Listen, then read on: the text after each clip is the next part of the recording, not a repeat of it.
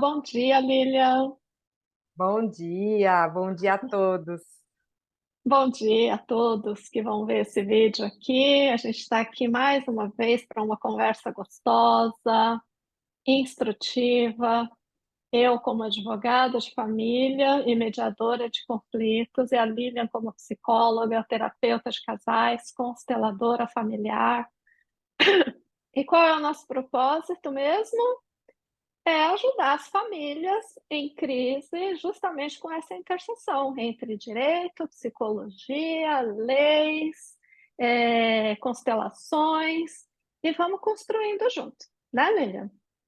Exatamente, não é? É ampliar a consciência de quem está buscando ajuda para poder resolver com menos conflitos, não é? Com mais fluidez as questões que as pessoas trazem, que as pessoas vão buscar, né? Seja uma separação, seja o que for, de uma forma o mais leve que for possível de acontecer, né? Então, a psicologia, as constelações, o trabalho de autoconhecimento, que também você faz, a mediação, contribui demais nesse sentido, né? De trazer um pouco mais de paz para essa situação tão já dolorida.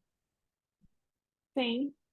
E na nossa última conversa, a gente falou sobre as crianças no meio disso tudo, né? Quando um casal que está se separando tem crianças pequenas envolvidas ali. Como é que a gente deve tratar essa situação? Como é que a família precisa olhar para essa situação e enxergar aquele serzinho de informação que está ali ainda, né? E hoje a gente continua com esse papo, né, Lilian? Porque não tem fim, na verdade, né? Ele vai sempre se renovando, sempre entrando novas situações, novas leis, e o ser humano está ali, no meio disso tudo. E ele vai se adaptando a isso tudo, ou as leis vão se adaptando a ele, tem isso também, né? Isso, exatamente. E as leis, e muitas vezes o casal precisa de uma ajuda porque sozinho não dá conta.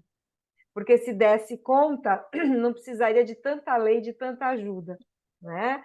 Se tivesse uma maturidade para resolver os seus conflitos de um jeito mais estruturado, sem afetar tanto, especialmente as crianças, né? Que são as maiores vítimas de todo o conflito.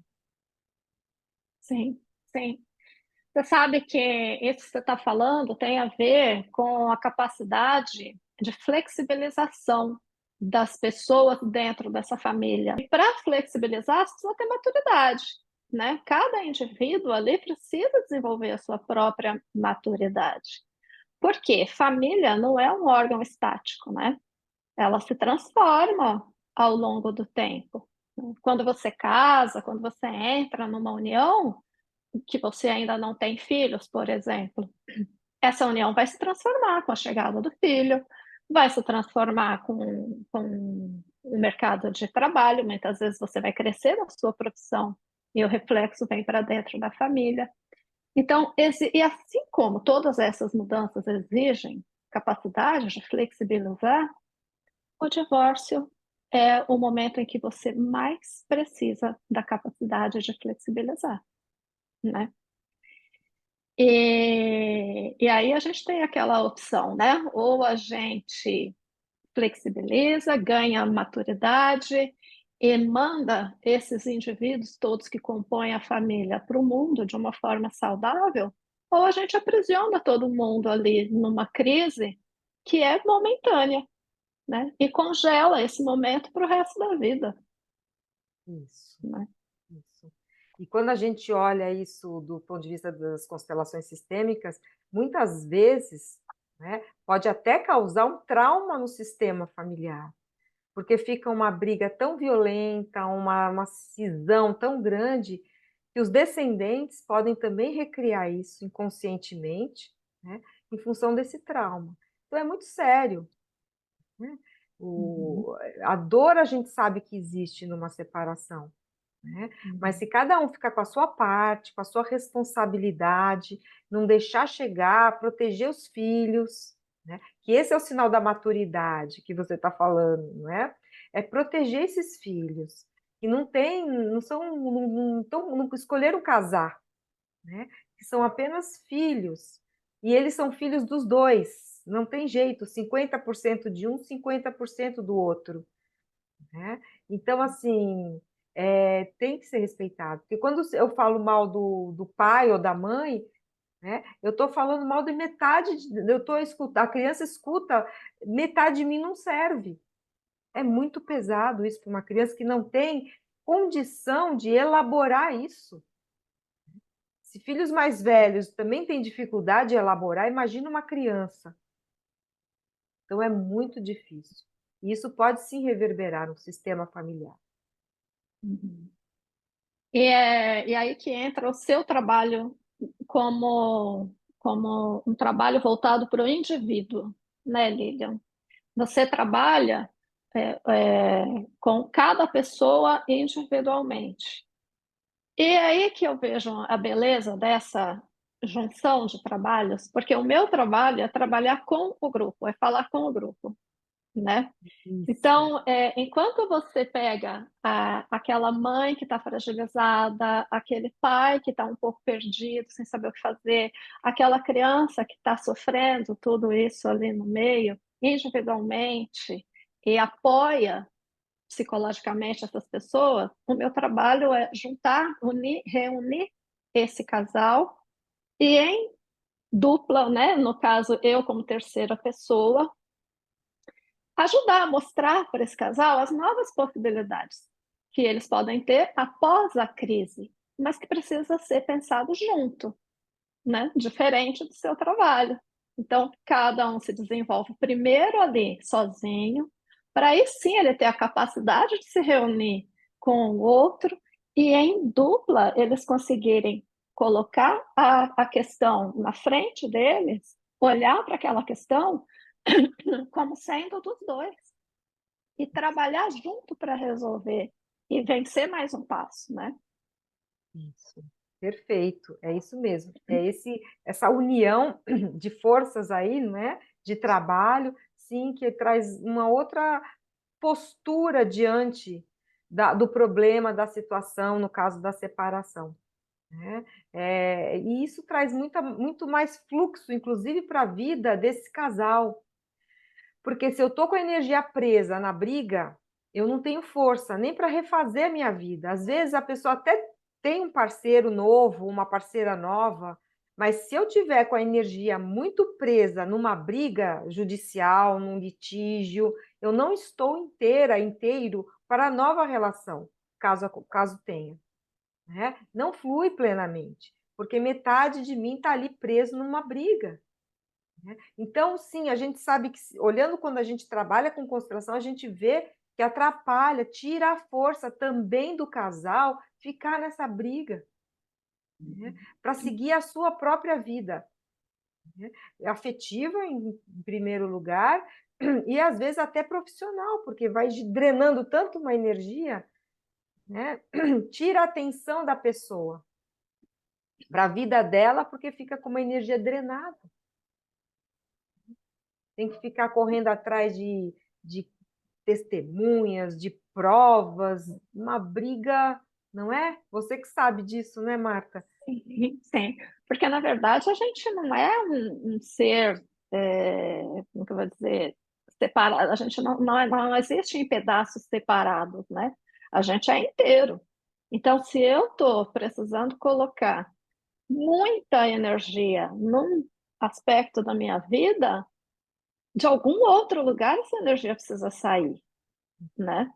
Então, é o que você disse. Se eu preciso focar o tempo todo em quais provas eu vou produzir, em muitas vezes criar uma narrativa aqui na minha cabeça para justificar aquilo da forma como eu estou agindo. E além disso, também ter a repercussão dessa narrativa, que é no emocional, né? Então, como que eu vou dizer que isso tudo não vai repercutir lá no meu trabalho? Não vai repercutir num monte de outros setores da minha vida, na minha saúde física também, muitas vezes, né? Dependendo do grau de sensibilidade daquela pessoa, até a saúde física dela é comprometida. Então, se o adulto se compromete, imagina uma criança que está ali no meio, sem ter a capacidade intelectual para entender totalmente o que está acontecendo. O meu incentivo para que as pessoas em litígio procurem, sim, um advogado, que é importante, mas que seja um advogado que tenha essa visão sistêmica, que olhe para o conflito de uma maneira que ele possa enxergar várias possibilidades que aquele núcleo familiar não está enxergando, né? E o advogado pode sim ter esse papel, principalmente dentro do direito de família, né? Significa que o advogado vai ser bonzinho com a outra parte? Muitas vezes não, né? Eu já peguei casos assim de ser nítido que a pessoa ela estava cometendo ali uma violência processual contra a outra. Nesse caso, você tem condições de seguir pelo caminho da mediação, você vai seguir pelo caminho do processo, né? E você vai ter muitas vezes que ser ali, em alguns momentos, combativo mesmo. Mas que seja uma coisa consciente, que seja uma das opções, que não seja a opção, né? Então, é isso que eu vejo, assim, no direito de família, principalmente, é essencial que você tenha esse olhar. Exatamente.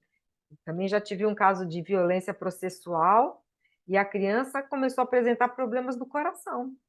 Era tanto sofrimento da mãe pela violência do pai, processual, muito recorrente, muito intensa, e a criança começou a ter problema grave de saúde, porque é difícil demais ficar no meio desse tiroteio, né? Então, assim, é muito triste. E aí a gente fala, e aí, né, a parte lá, no caso, era o pai, dizendo, eu amo tanto o meu filho, mas se ama mesmo, tem que preservar essa criança, né? E não deixar a criança ficar no meio do tiroteio. É um amor que a gente chama imaturo. Eu quero para mim, quero do meu jeito. Então, a gente chama disso de um amor infantil, né? Não é um amor maduro. O amor maduro libera. O amor maduro deixa o outro ser livre. Então, deixa a ex-esposa ou o esposo ser livre, deixa o filho ser livre, filho, filha, quem for. Não é? No amor infantil, a gente aprisiona, porque tem que ser do meu jeito, né? O outro tem que fazer o que eu quero. Então, isso tira muito a força de todos, de quem quer esse amor, né? Quem atua nesse amor infantil, nesse amor imaturo, do outro que é a vítima, né? Isso só tira a força. Então, assim, parece que vai dar certo, mas enfraquece todo mundo, né? Enfraquece todos. Não, o benefício, né, é muito pequeno nesse lugar de eu ganhei, eu venci, né? Ao invés de todo mundo ganha-ganha, cada um ganha um pouco, né? É muito diferente. Traz muito mais leveza para a vida depois, para a vida seguir, porque a gente vê que nessa beligerância aí, a vida trava, não tem como. Uhum. E é por isso que a gente fala de flexibilização, né? Porque o que eu percebo que é muito doído nos casos de divórcio que chegam é que a família está ali, muitas vezes num padrão de vida, até financeiro, muito bom, muito confortável. E às vezes, ainda que não tenha um padrão financeiro tão bom, está, como que eu vou dizer? Ela está habituada àquela rotina de vida que ela tem, a segurança, né? Aquela situação estável que ela tinha até então. E isso é muito difícil de desapegar para algumas pessoas, né? Eu não sei, você conhece melhor as fases do divórcio? Então depois a gente pode marcar uma conversa para falar sobre isso. Isso. Porque agora me veio que é muito importante que as pessoas conheçam, tenham consciência de quais são essas fases até chegar no divórcio em si. Por quê? Quando elas conhecem, sabem o que está acontecendo em cada momento, elas chegam preparadas nesse momento. Já passou por tudo aquilo, não é uma surpresa. Já sabe que vai ter uma mudança de vida, já sabe que a rotina vai ser outra. Um ou outro vai ter que se sacrificar um pouco mais. Normalmente aquele, ou o pai ou a mãe que fica com a criança, acaba se sacrificando um pouco mais, investindo mais do tempo, investindo às vezes mais dinheiro. E são coisas que precisam ser pensadas antes, né? Antes. O que que eu estou disposto aqui a abrir mão e o que que eu estou disposto a encarar por essa nova vida que eu quero? Ou, às vezes, eu não sei se eu quero, mas que é necessário, né? Então, vamos depois marcar uma conversa para falar sobre essas fases do divórcio? Podemos fazer sim no nosso próximo encontro, falarmos mais, explorarmos mais as fases, sim, do processo de divórcio, né? Para reelaborar melhor tudo isso, com certeza. E você falando me lembra muito assim da fala, né? Dos pais quando se separam, né? Só acrescentando aí o que você trouxe. Às vezes o pai que não vai ficar ali no dia a dia com a criança, ele é um pesar muito grande perder a rotina, aquele acordar diariamente com a criança e deitar diariamente, é um pesar para eles muito grande. E para a mãe, como você bem colocou, é uma sobrecarga, caso Uhum, seja esta a dinâmica, né? Fica uma uhum. sobrecarga para a mãe, porque a mãe ali na rotina, mesmo tendo a guarda compartilhada, tudo, a rotina fica mais pesada mesmo para a mãe, né? O dia a dia, e o pai fica nesse lugar de perder, não é? Essa convivência diária que a tinha com a criança. Eles lamentam muito, a gente ouve muito isso, não é? Porque aí fica nessa relação, porque quando a família, o casal tem um acordo mais fluido, não é? Eles conseguem é, dinamizar melhor essa situação. A criança tem uma relação tranquila nos dois lares, com o casal, fica mais fluido, né? Mas quando não tem, o pai já pega a criança com esse pesar de não poder estar ali no dia a dia, porque quando tem uma troca, né? Você pode levar na festinha hoje, posso. Quando tem uma dinâmica funcionando do casal, para a criança fica tão mais leve, né? E aí o pai também não sente, porque ele sabe que ele tem essa abertura de poder ver a criança fora do dia estabelecido, do horário estabelecido, e a mãe também. Então fica mais fluido. Mas quando não tem, quando é muito fechado, muito rígido, é muito dolorido para o adulto, para a criança, para todo mundo, né? Sim, sim. E essa rigidez é que me chama muita atenção, sabe? Eu venho pensando sobre isso há alguns dias. Porque quando você diz, quando tem essa possibilidade do pai pegar a hora que quer, né, ir visitar a criança quando tem vontade, isso tudo depende de como você construiu construiu essa relação até chegar nesse momento, né? E não só isso, depende de como você quer conduzir esse momento. Por quê? Se você entra num processo acusando o outro e sendo combativo nesse processo, não vai ter essa oportunidade. São coisas incompatíveis, né? Agora, é necessário entrar com processo judicial? Muitas vezes sim. Mas será que dá para, no meio desse processo, a gente seguir por um caminho mais amigável, né? Buscar uma rede de apoio, buscar sim uma mediação, buscar um terapeuta e trabalhar isso juntos, mesmo que seja necessário que haja um processo judicial? Será que a gente não consegue também fazer isso de uma forma que não seja necessário o processo judicial? Muitas vezes, sim. Hoje, as pessoas se surpreenderiam de saber quantas formas existem de passar pelo divórcio sem necessariamente entrar no processo judicial, né? Mas tudo isso exige o quê?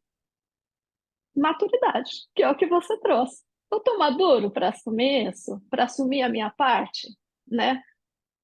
Será? Eu tenho essa autorresponsabilidade para olhar para a situação, olhar para mim e dizer qual é a minha parte nisso daí. Deixa eu pegar isso aqui para mim e trabalhar com isso, né? Eu brinco que nós, seres humanos, enquanto seres humanos, né? De um modo geral, nós somos PhD em amor infantil, né?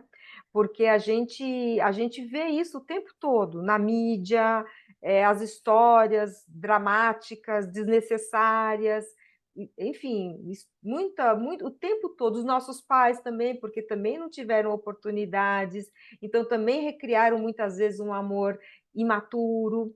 Então a gente veio para esse mundo para aprender a amar de uma forma madura, todos nós, Uhum. não é? Porque o amor infantil todo mundo sabe, todo mundo em algum lugar ali sabe. Então é um treino para a gente ir para esse amor maduro, que traz é isso, fluidez para a vida, né? Liberdade. O outro não é propriedade minha, não é do jeito que eu quero que tem que ser. Né? Eu tenho que deixar o outro ser como ele é também, respeitar o outro. Então, é um aprendizado diário, constante, para todos nós irmos para esse lugar do amor maduro. E nesse lugar, sim, aí eu olho para a minha parte, como você bem coloca, a minha autorresponsabilidade. Eu só posso para um amor maduro se eu olho a minha parte. Qual é a minha parte? Né? O que eu contribuí para esse relacionamento chegar onde chegou? Todo mundo tem a sua parte. Não existe só a vítima, né, e o vilão. É sempre uma interação. Não tem só, não é polarizado assim. Todo é uma interação. Né? Então, e é isso. Quanto mais eu olho para minha parte, mais, na verdade, eu vou ficar forte, mais eu vou me fortalecer. Né? E aí sim, eu vou para esse lugar do amor maduro. E aí eu consigo lidar com a minha vida de um jeito bem melhor. E olha como é importante isso que você está falando, né? Que não existe só uma coisa ou outra, não é um ou outro, né? Não existem só os extremos, porque hoje o que a gente vê é uma rotulação de tudo, né? Se você falou um pouco mais alto, você é abusiva. Se você deu uma ordem ali, falando, isso aqui não está muito legal, você está sendo, muitas vezes, como é que está muito em voga hoje? Narcisista. Então, não que eles não existam, mas será que é numa porcentagem tão grande assim? Então vamos olhar para isso, espera aí, vamos afastar um pouquinho o rótulo, dar um passo atrás e perceber quais são as características dessa situação aqui, né? Como é que eu chamaria isso aqui se eu não soubesse o nome? Eu acho que isso abre um pouquinho a mente, assim, para a gente perceber melhor o que está acontecendo dentro da minha casa, dentro da minha relação, que muitas vezes pode não precisar receber aquele rótulo que estão me oferecendo lá fora, né? E quantas vezes eu estou sendo esse vilão também? Agora, em relação a essa briga judicial que a gente vê muito entre os casais, vamos refletir um pouquinho, será que é necessário mesmo? Né? Será que eu não consigo sentar com aquela pessoa que estava dormindo do meu lado até ontem, poxa, e conversar com ela? Lembrar, de repente lembrar quem é aquela pessoa, né? E conversar, tentar conversar um pouco com ela. E se não for possível, não ser através do processo judicial, que seja, mas que seja pelo processo judicial, mas que seja de uma forma consciente, né? Que seja através de um profissional que vai saber olhar para a sua situação, entender o seu problema e não colocar no bolo do todo, né? Eu tive um caso que me marcou, assim, tem casos que a gente não esquece, né? Que marca um pouco. E esse caso é, era de uma família, um casal que estava casado assim há acho que 20 anos, 15 ou 20 anos, agora eu não vou lembrar, mas era um longo tempo. Eles já tinham dois filhos, né? E, e eu não sei porque a mulher não queria mais o casamento. Ela tinha os motivos dela, lógico, a gente não conseguiu discutir isso numa audiência, mas ela não queria mais estar casada. E eles tinham, inclusive, empresa juntos, trabalhavam juntos, era um casal que fazia tudo junto. Uhum. E esse homem simplesmente surtou, porque ele não admitia o fim. E como assim? Como assim não tem mais casamento? E, e a forma dele mostrar, como você disse, o amor dele, que era um amor imaturo e possessivo, foi justamente conservando todos os bens com ele, né? Então, tinha, inclusive, era um caso de medida protetiva, porque teve, a mulher precisou sair de casa com as crianças. Era um casal que tinha um padrão de vida financeiro muito bom e que ela estava morando de favor com os dois filhos naquele momento, né? E o homem ali dizendo que amava aquela família e não podia abrir mão daquela família de forma alguma. E usando os bens como uma forma de coação. Então, e aí o que me chamou a atenção foi a mulher teve uma fala na audiência que ela disse o seguinte: olha, não é justo. Eu saí da minha casa correndo com meus dois filhos e não posso voltar, porque eu estava correndo risco. E na hora ele não se conformava, ele falava assim, mas volta, a casa é sua, a casa é nossa. Por que você está fora de casa? Hum. É que faz, né? Porque a pessoa simplesmente não aceita que é possível o fim, é possível uma crise, é possível uma mudança de rota, né?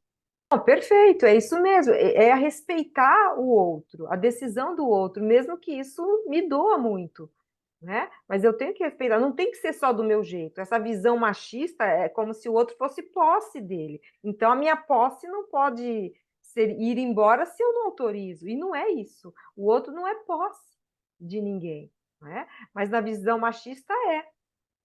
É como se ela fosse propriedade dele. Então, ela não tem autonomia na visão machista de sair. Às vezes acontece também com a mulher, essa dinâmica. Às vezes é a mulher que não permite que o outro saia da relação também. Mas é muito imaturo, né? A gente fala, Uhum. que pena se o outro quer me deixar, né? Mas eu tenho que dar conta de acolher a minha dor, o meu sofrimento, enfim, elaborar isso, mas o amor é livre, eu tenho que deixar o outro partir se o outro não quer mais ficar, né? Mas não é assim que funciona. O outro começa a perseguir, e aí assim, já que você me prejudicou, vou te prejudicar, então não vou dar o que te pertence, os bens, então, né, é todo muito infantil o processo, né?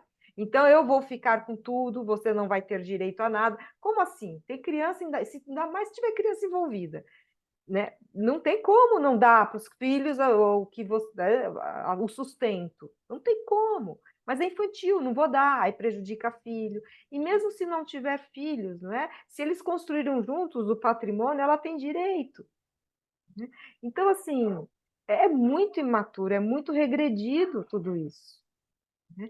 E é duro para o judiciário ter que administrar essa imaturidade das pessoas, né? Porque é nesse lugar que vai.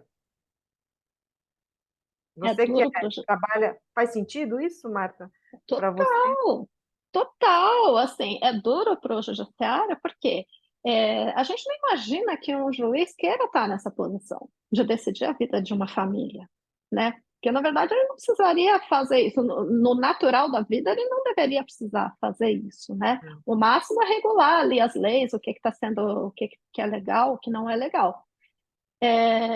Mas você me fugiu aqui, mas você falou uma. Ah, tá. O que eu ia dizer é que assim, é difícil administrar, é difícil para o judiciário e é também demorado, né? Precisa lembrar disso. Então, eu não sei, essa mãe, ela devia estar morando de favor na casa de amigos há pelo menos quase um ano. Porque até entrar com uma ação no judiciário, até citar essa pessoa, você entendeu? Quando você fala de prazos no judiciário, é muito complicado. Então, você imagina uma pessoa numa situação dessas? Tudo é muito demorado, a sua vida se esvai, seu tempo se esvai, né? A gente Isso. precisa refletir. E essas crianças, já pensou como, né, que situação que não precisava estar assim? Porque essas crianças têm pai e mãe, né? Mas esses adultos não dão conta e aí prejudica tanto a criança, né? Então, Uhum. sim, é uma responsabilidade muito grande. Quando o casal se separa, e especialmente se tiver filhos, cuidar disso, né? Para realmente proteger esses filhos. Mas a dor é tanta que não conseguem. Sim, sim. E cada um sofre de uma forma, né? Esse pai me chamou a atenção, porque ao mesmo tempo que ele retinha tudo com ele, ele queria a família lá, junto com ele. Então, É, assim, não era um ódio que tinha ali, era um amor da forma que ele via que o amor funcionava para ele, né? é. Tem que ser do meu Muito bom. jeito que eu falo, é o infantil porque tem que ser do meu jeito. Então, o amor Uhum. funciona como? Do meu jeito. Volta para casa, faz como eu quero que seja. E não dá para o outro a liberdade de ser, de fazê-lo de outra forma. Então, é nesse Sim. sentido que é o infantil. E só para a gente concluir, não vamos entrar nisso hoje, aí a gente vê briga hoje com cachorro, né? De guarda, Hum, casal brigando na justiça por causa de guarda de animal também, né? Adquirem juntos e depois, na hora da separação, não conseguem se resolver. Às vezes não tem filho, mas o animal entra ali nesse lugar. uhum, Também é uhum. muito complicado. Não sei se você já Sim. teve casos assim, mas é um outro problema também. Porque o problema não é o animal. Você sabe melhor do que eu, né? Se Isso, não fosse o animal, seria outra coisa. Porque o animal é exatamente. fácil de resolver, né? Isso. Por isso a importância da gente se trabalhar, da gente se conhecer, buscar ajudas, como você está falando, né? Para Uhum. não chegar a vida nesse caos, né? Não deixar chegar nesse caos. O que a gente puder evitar, né? Sim, sim. Muito melhor. O que que você acha de a gente falar do nosso trabalho, então, que você precisa atender, né? Logo depois Uhum. aqui. Conta um pouquinho então do nosso trabalho, Marta. Tá bom. O meu trabalho com a Lilian é muito, muito, muito, muito legal. A gente tem um programa juntas, um programa de quatro encontros vivenciais, totalmente práticos, em forma de exercícios, de dinâmicas, de troca, que são baseados em quatro pilares: comunicação, domínio emocional, constelações familiares. E esses três pilares, eles servem para quê? Para sustentar o quarto pilar, que é uma conversa jurídica madura, informada, que sustente uma relação que pode estar caminhando para uma crise, ou que resolva de uma forma mais prática uma crise que já esteja instalada. Então, você vai para uma conversa bem informado, bem estruturado, emocionalmente, mentalmente, e carregando com você a força que você tem dos seus ancestrais também, reconhecendo isso, tendo consciência disso, né? Então, a gente chega muito mais forte, muito mais centrado numa conversa que às vezes não é fácil, né? Nunca vai ser, mas que é possível. Então, a gente oferece esse programa não só para casais que já estão casados ou que já estão dentro de uma crise, mas para casais que estão pensando em se casar. Porque você entra numa relação consciente de que ela é um organismo vivo e que ela vai mudar o tempo todo e você precisa estar preparado para isso, né? Quais são suas possibilidades jurídicas dentro dessa relação? Quais são as consequências disso lá para o futuro, né? Porque você só vai ver a consequência lá, na hora que você tiver uma crise, ou ainda que você não tenha uma crise muito grande, em algum momento você vai precisar reestruturar a vida financeira dessa família, muitas vezes. E isso vai contar. Então, a gente vai deixar todos os nossos links, né, Lilian? Ó, O pessoal pode ter mais informações entrando na página, entrando nas nossas redes sociais e se interessando pelo tema. Vamos ajudar a melhorar esse sistema de polarização que está instalado aí, né? isso mesmo. Qualquer dúvida é só procurar a gente que a gente responde, tira as dúvidas, né, Marta? Manda lá no direct, né? Um beijo. Beijo. Tchau, tchau. Até mais.